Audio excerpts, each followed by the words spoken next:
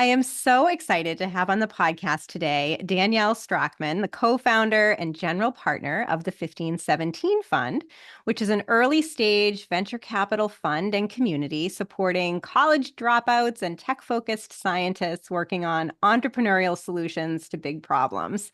Danielle has worked with young entrepreneurs for over a decade, including during the founding in 2010 of the Thiel Fellowship, a program started by entrepreneur and investor Peter Thiel to provide funding to ambitious young people who opted out of college in favor of entrepreneurial ventures. Prior to her work with Peter Thiel, Danielle was an education entrepreneur. She founded and directed Innovations Academy in San Diego, a K-12 charter school serving 400 students with a focus on student-led, project-based learning and other alternative programs. So Danielle Strachman, welcome to the Liberated podcast. Yeah, thank you so much, Kerry. It's really I'm wonderful to be here today.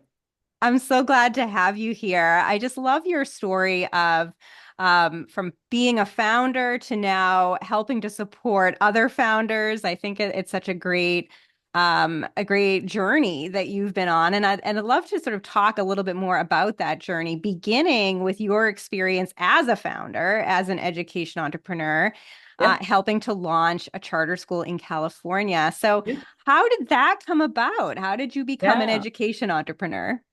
Yeah, well, I mean, it actually starts before that. I started a tutoring business called Heightened Learning when I was 23 years old, and it was uh it was somewhat serendipitous that I ended up really focusing on homeschooling niches. When I first moved to California, I'm from Boston. I knew that I was going to start my tutoring business, and I had assumed that most of the tutoring I would be doing would be with children who are in public and private school. And then I remember this one woman, Nancy, she had responded to a Craigslist ad that I had, and this is before Craigslist was creepy. And she was a homeschooling mom, and she had, I'm like, did she have four or five kids? I'm like, there were a bunch of them, at least four. And I remember it was really transformational to meet their family because I went over the house and just right out of the get-go, everything was different, where literally the children ran to the door and were like, "Oh, Danielle's here. We're so excited. And can you stay longer today? And can we do math and history and this and that?" And I was like, "Wow, like this is so different than going in and attempting to do homework help or like remedial work with children who are sort of behind in a way." And I enjoyed working with all the children through all of the different struggles they were facing, but there was really something special about working with homeschoolers and being able to work with children where they were at instead of feeling like, oh, well, we have to catch up to some arbitrary group because you're in this arbitrary age and arbitrary classroom. And it was from working with that family that I just started working with more and more homeschoolers. So that became my focus. And I ended up teaching in a homeschool co-op in San Diego. And I worked with all kinds of homeschoolers. I worked with secular homeschoolers. I worked with religious homeschoolers. I worked with unschoolers. I worked with school at homers, like, which is sort of like, the like, hey, we just kind of do our stuff here and keep to ourselves. So all kinds. And the co-op that I worked in was a secular homeschooling group, and they were definitely more of the like freewheeling unschooler variety. And so it was the type of thing where I was coming in to teach creative writing, and if like, and it's fine, we didn't use this terminology, but it makes so much sense today. But if a child was not vibing with whatever was going on that day, they just like get up and leave and go do something else. And that was a totally acceptable, like normal behavior to have happen.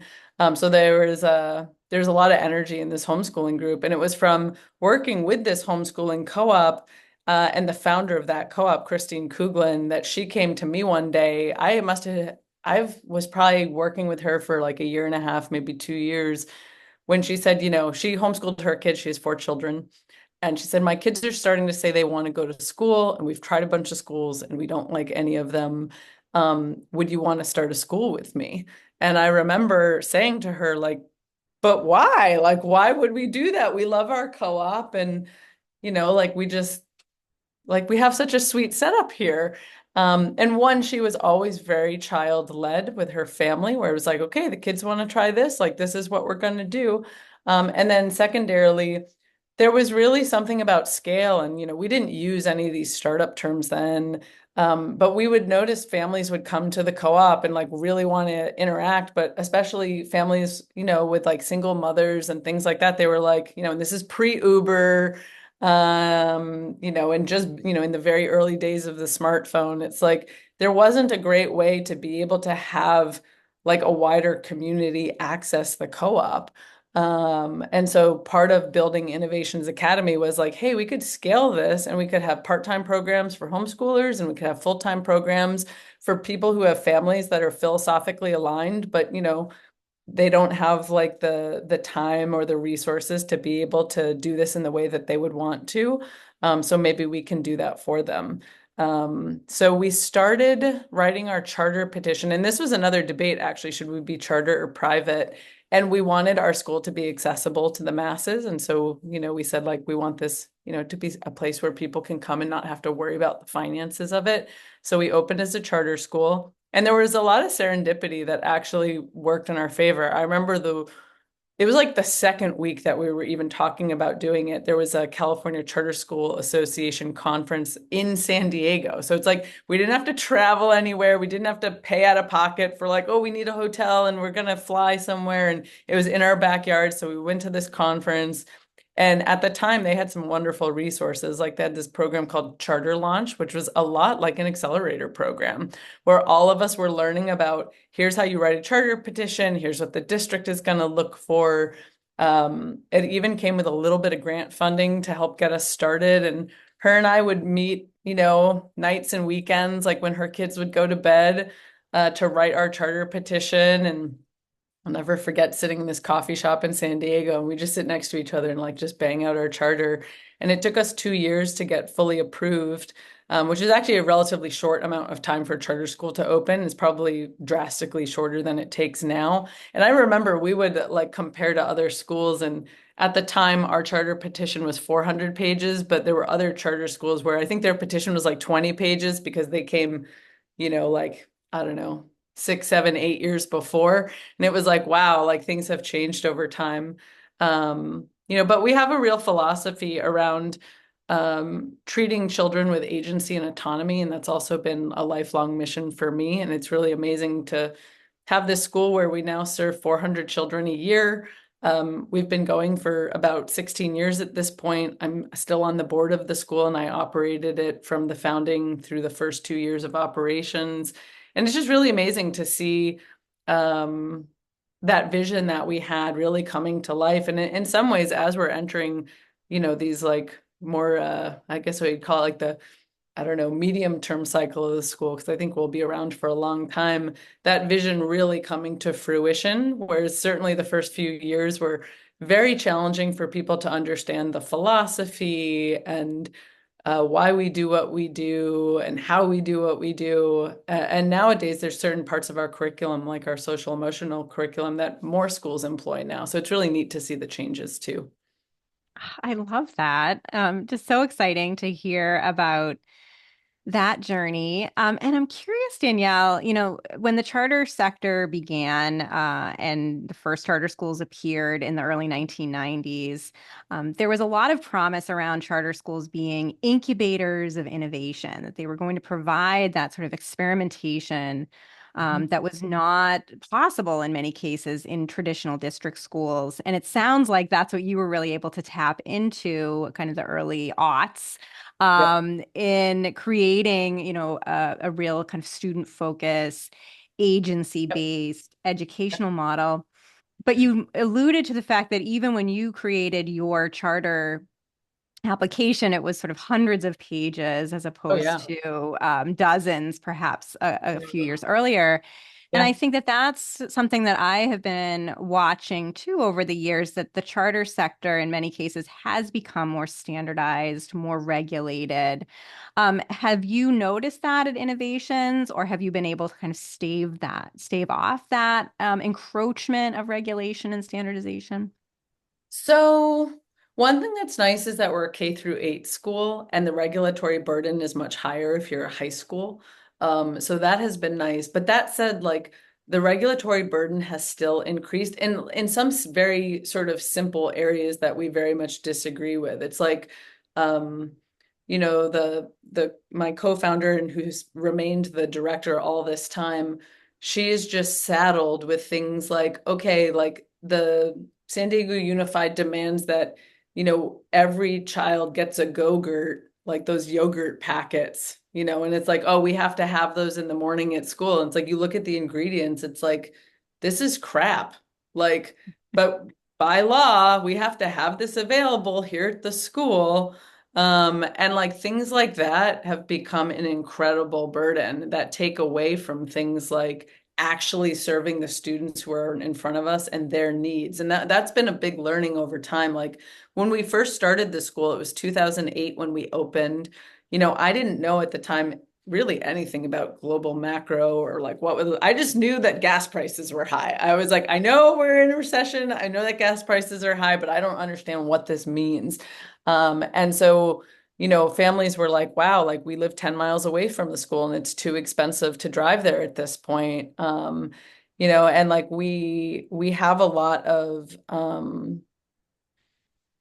focus on things like more like upper mid Maslow's hierarchy in terms of like how we engage with students. That said, in 2008, a lot of the students were just sort of like coming because our school was walkable. It was down the street, and it was not because there was maybe like philosophical aspirational alignment, but there wasn't alignment in the moment. And so what we learned was like, okay, got it. Like we have students who are coming here who have not had breakfast this morning. Like we want to make sure that they have like a lot of those basic needs met, and then we're going to build on top of that hierarchy. And that's been really, really important. But the fact that the district and the state will now say like, well, how you fulfill those needs has to look like this, including things like Go-Gurt packets, is just ridiculous. And it's like really poorly spent money as well. And so that kind of thing has been very, very frustrating. We are going through our, I think, third charter renewal right now. And so this will be interesting to see like what is the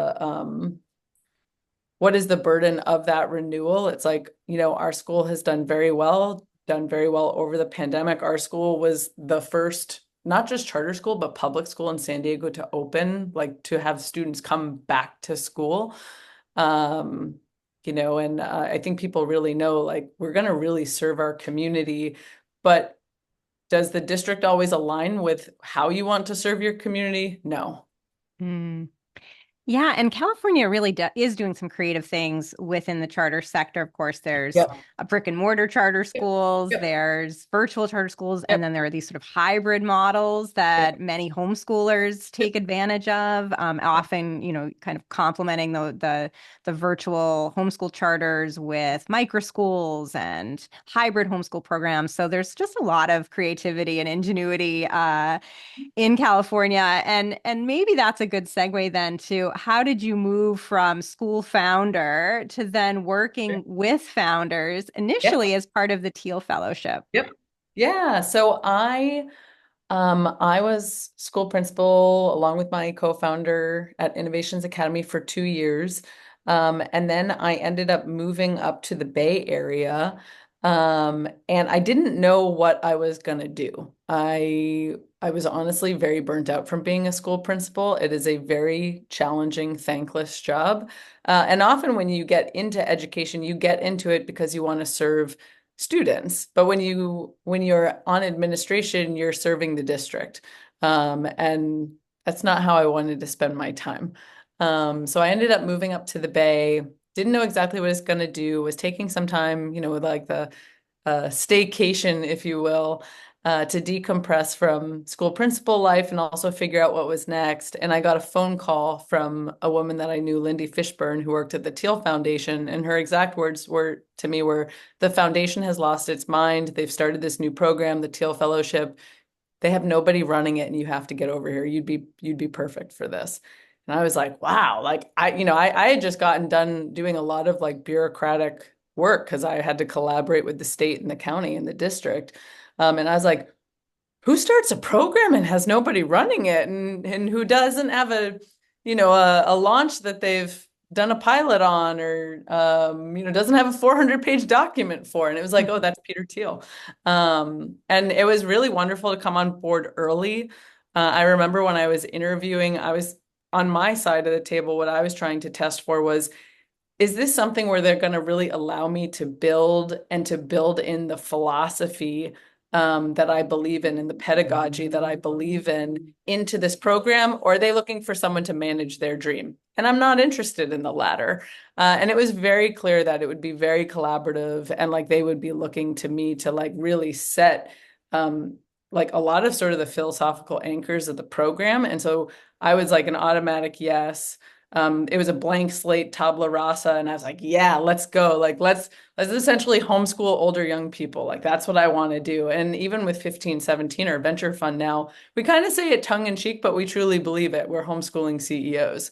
And so it's that ethos of like being sort of, well, in some cases it was like teen led or founder led, and being a support system to them was just a really amazing opportunity. And when we came on board, we had no idea what a Thiel Fellow would look like, or, we had a pretty like open sense of who we would look for. We didn't just want it to be tech people. We wanted to have people who were, in nonprofits, in research. We had some people in activism. Like it was a really dynamic space to be in.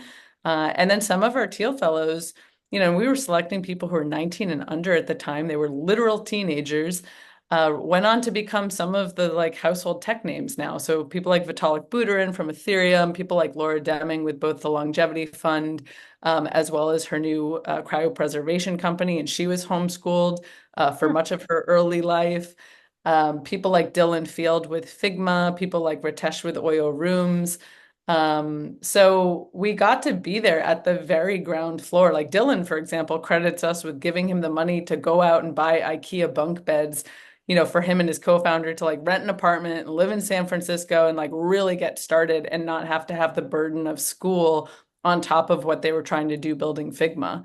Um, And it was and $100,000, right? yeah, That the Thiel yep, Fellowship was. $100,000 over a 2-year period, and it's a grant. It's not investment capital. It's non-dilutive, no strings attached. And what we always said about the program at the time was it's a 2-year program with a 10-year timeline. We weren't going to have some artificial demo day at the end of the 2 years and be like, oh yeah, look at these monster companies up and to the right. Like that's just kabuki theater. And what we said was like, we really want this to be an inflection point. This is the place that people take a left turn on something. And it's super interesting now because it's now been 15 years since the program started. And now we've gotten to see Thiel Fellows go off and start their second, third, fourth company. And it's just been really, really amazing to see that, like, yeah, that inflection point really mattered. And for a lot of them too, what's been interesting is like the maturation process. We have a fellow that we work with now on our team. And last year I was talking to him, and in my mind, he was like 31 years old. I was like, yeah, he must be in his like 30s now. And he's like, no, Danielle, I'm 28. And I was like, oh my God, you're only 28. And he's started multiple companies. He's lived in different parts of the country. And because that early 4 years that I think would typically be seen as like, oh, this is time to go to college and do this, he filled it with highly intense, saturated experience. And so he just feels like he's lived some life. Like he's really been in the world, not just like sheltered, in a place that's also going to saddle you with debt afterwards. He owns his own home. I was like, what? Like this is crazy. Like this is like amazing adulting. So it's really interesting to see both personally and professionally the changes these people go through and how I think in some ways, and this was really true in the early Thiel Fellow days, everyone was going through an earlier quarter life crisis. And I believe that like these crisis times in life are actually developmental milestones. It's like if you don't go through them, it's going to get you later. And it's a good thing when it gets you because it means that you grow and you change and you maturate. And so our fellows were going through that at like 19 and 20 years old instead of their peers who might go through it around like 22 to 25. And they found that when they sort of, exited the program, like, again, it has a timeline on it of 2 years, that they were then seeing their friends go through that of like, oh, whoa, now I have to go out into the real world and oh, I'm not sure. And so I think when they were younger, they were a little bit like, whoa, like I have this opportunity and I have to use it and answering these big questions. But then they also noticed that their same age peers who had gone the college route were still going through that same struggle, but going through it later. So I find the whole development maturation piece of the fellowship and the people we work with at 1517 to be just like really fascinating. So great. And of course, I'm sure most of my audience knows, but Peter Thiel is Oh the yeah. co-founder of PayPal and Palantir Technologies and Founders Fund, and was the first outside investor in Facebook. Yep. And the 15, sorry, the Thiel Fellowship, as you said, is still Yep. going on, and you're still Oh very yeah. much a part of that. But you eventually shifted to do this 1517 fund, this early stage Yep. venture Yep. Yep. fund. And maybe you could talk a little bit about how that came about as sort of an Sure. offshoot of the Thiel Yeah, yeah. Fellowship.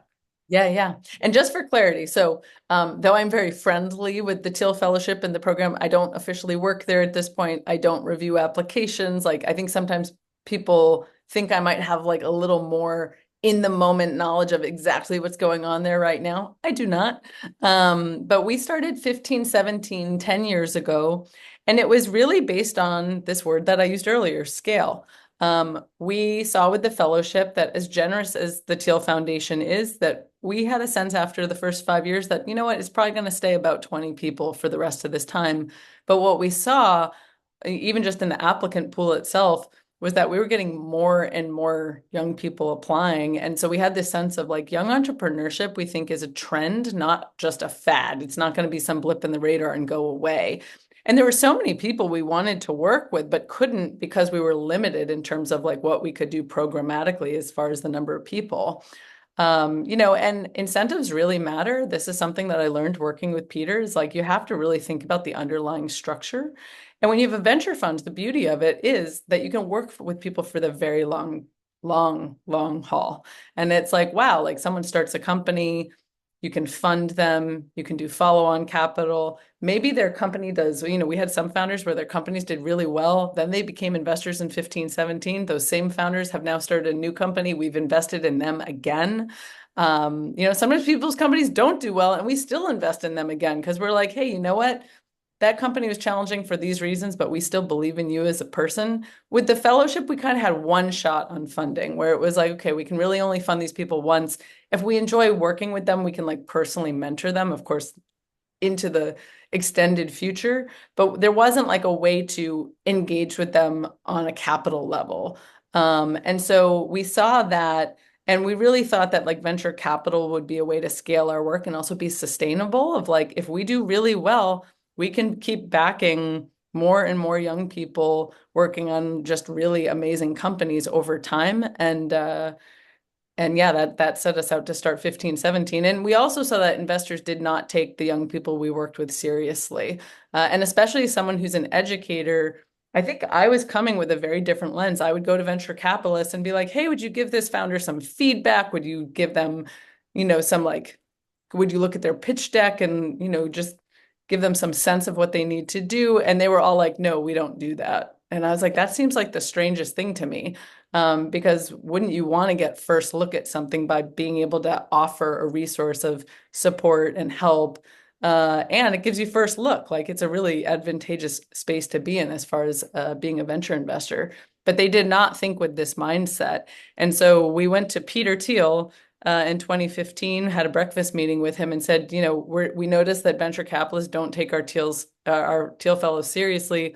We think we could build something as a venture fund to like scale our work. We know we take these people seriously and we would fund them and be that next step. And Peter was really excited about it and actually became our first commit. So Incredible. yeah. And so there seems to be a lot of sort of synergy and overlap with the 1517 fund and the Thiel fellowships in that you're looking for these young entrepreneurs, these people sort of thinking outside the box, maybe opting out of college from the get-go or dropping out, or what is sort of the profile of a 1517 fund? Yeah.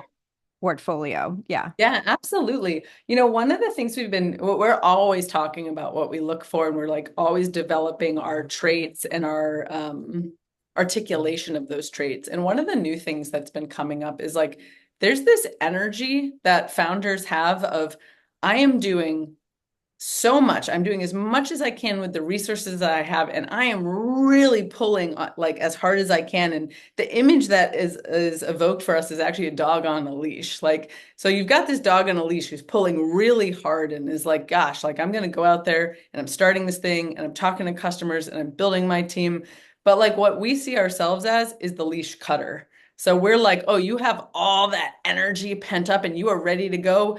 Capital is something that cuts the leash and is like, great, now go for it. Like, go run, into the field and go do that thing that you're gonna do. And so a lot of what we look for is that energy of like, is this person really pushing things forward as much as they can with the resources they have at the time?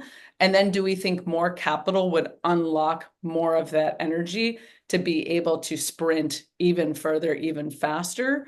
There's a trait that we love that we call hyperfluency. It's this ability to talk backwards and forward ad nauseum about a space where it's like hearing someone who's really passionate about something talk about it, and it's like you're on the edge of your seat listening because you can just hear the excitement in their voice, and they can both go super deep and geeky on something, but they can also engage a general audience. That's a really important piece to us of that fluidity of being able to talk to a geek in the space, but also talk to just anybody and engage them. Because when you're building a team, you're not just working with people who are geeky like you are in the space. You're working really like across sector in terms of like, hey, some people are going to be here to help with different aspects of the company, and you need to be able to engage them in the mission and vision.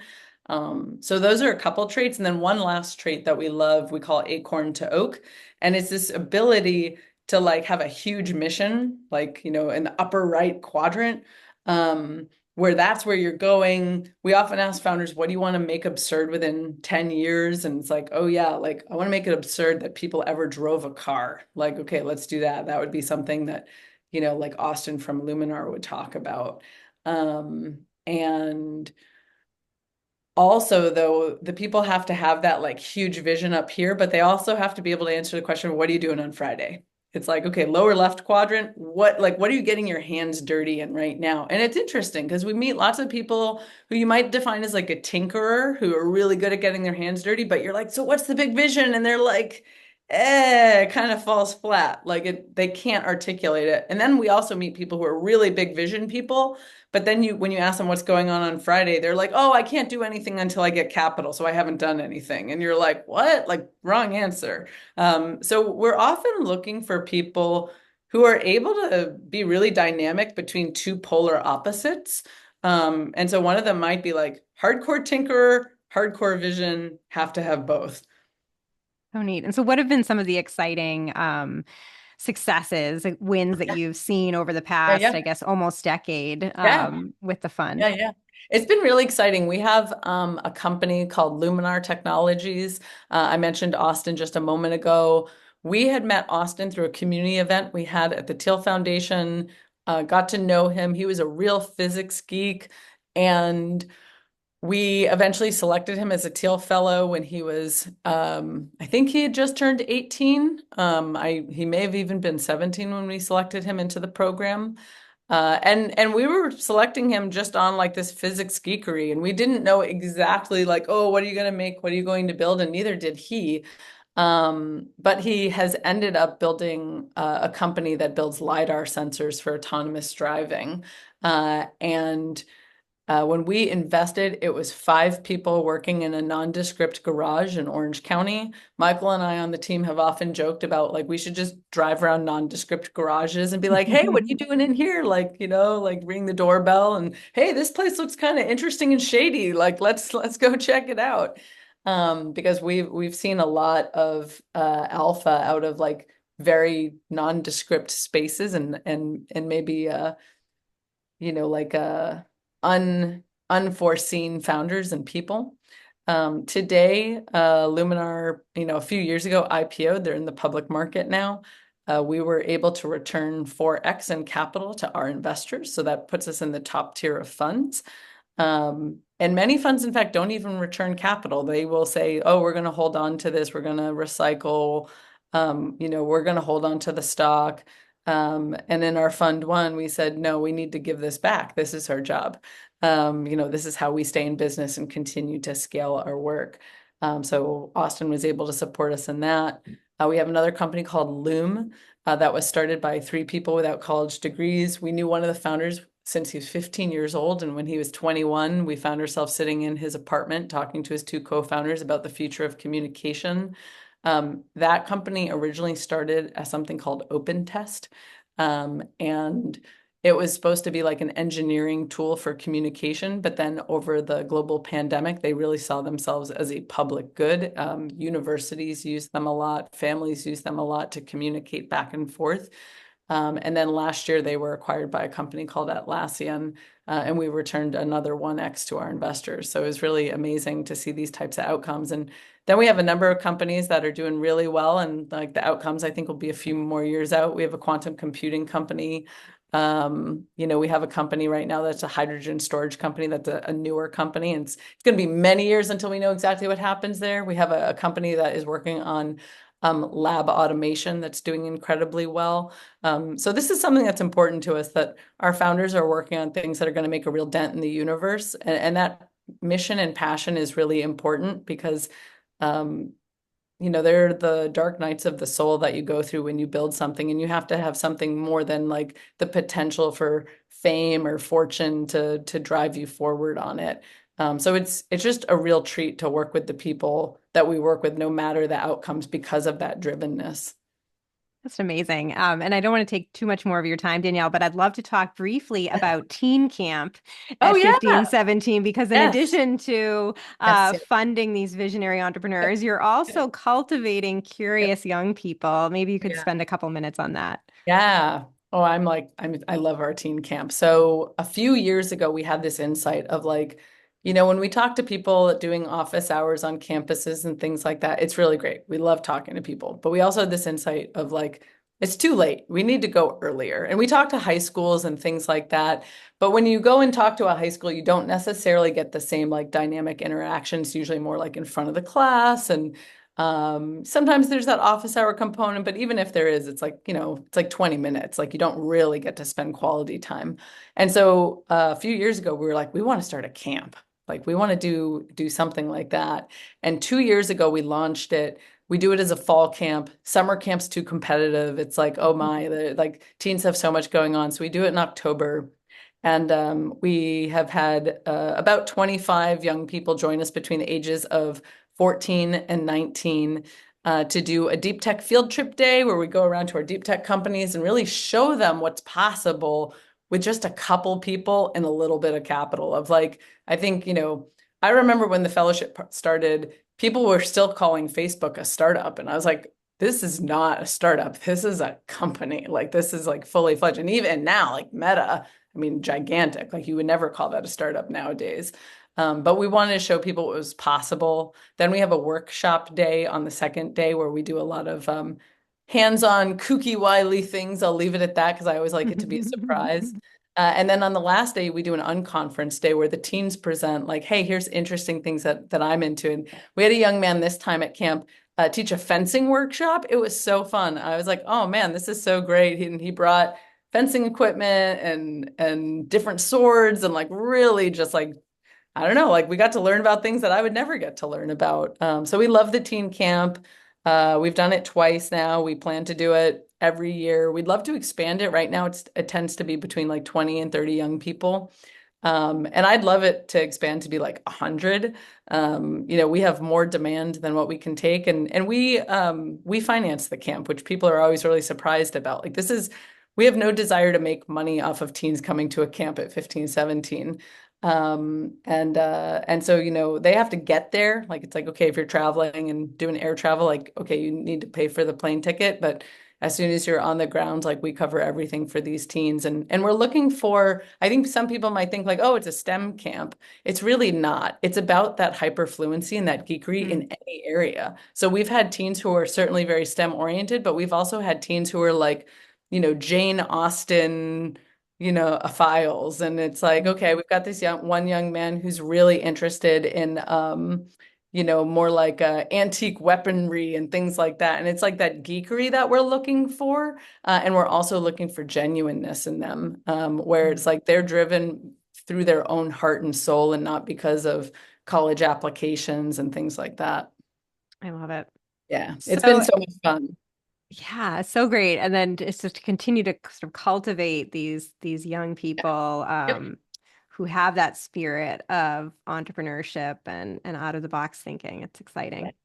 Yeah. So, as we wrap up, Danielle, I would love to get some advice from you. So, most of the listeners and viewers to my podcast are school founders or prospective school founders, Hmm. education entrepreneurs Yeah. creating unconventional learning models, whether Yes. virtual or in person. Hmm. What you've worked with so many founders, so many entrepreneurs. What advice do you have for someone who is thinking about taking an entrepreneurial leap? Yeah. I mean, my advice is always get started. Start making, start building. Don't wait for someone else to give you permission to do what you're doing. I think there's a validation piece when someone else says like, "Hey, this is really cool," or you get some funding somewhere. That's like gasoline for the tank, but you still need to be the engine of what you're doing. And one of the things we used to say when we were starting Innovations Academy is just one foot in front of the other. What is the next step that we need to take to do this? And it's like taking those individual steps that gets you to go the whole distance. And we've seen this too on the startup side. One of our founders, Stephen, from Lambda Labs, he gave a talk to a group of teens that we had at a big summit that we have. And his advice was just don't let your C Corp die. He was like, I've had this C Corp for 12 years. It's gone through a million iterations. Just keep it and just keep going with what you're doing. And I think it's been interesting to see that play out viscerally over time for companies too, of like people who just keep on it, they find a way. And some people find the way faster than others, which can be really hard and really grueling. But when you're doing something that's that important to you, um, you'll make it work in the short or the long run. I love that. Yeah. Yeah, so the website is 1517fund.com. And you also have a Substack that people can Yep. read and Yep. hear more, be updated about Yeah. the next teen camp and other things. Yeah. How else would you suggest listeners and Yeah. viewers learn more about Yeah. 1517? Yeah. Well, I also want to plug innovationsacademy.org because people might want to check out the school a little Yes. bit. We're also going to be going through a new website redesign soon because I'm like, we need an update. So people might want to Great. check that out. Um, People enjoy our team members' Twitter accounts. That's always fun to look at. I'm just D Strachman on Twitter. And if anyone's listening and just wants to reach out and say hi, I love hearing from people. And my email is Danielle at 1517fun.com. So I'd love to hear from folks. Well, Danielle, thank you so much for being I here on the forgot Liberated one thing. podcast. Yeah. I gotta plug my colleague's book, Paper Belt on Fire. Yes. I What a think great your book. listeners would absolutely love it. Yes. It's a action adventure tale about the Thiel Fellowship at 1517, and he's a fantastic writer. Yes, I have read it, thoroughly enjoyed it. Yes, Paper Belt on Fire, a Cool. must read. Yeah. And Danielle, thank you again for being on the Oh, thank you for having me. podcast. This is Really so great. And appreciate it. I really look forward to hearing from your listeners. Like I love talking to people who are making educational waves.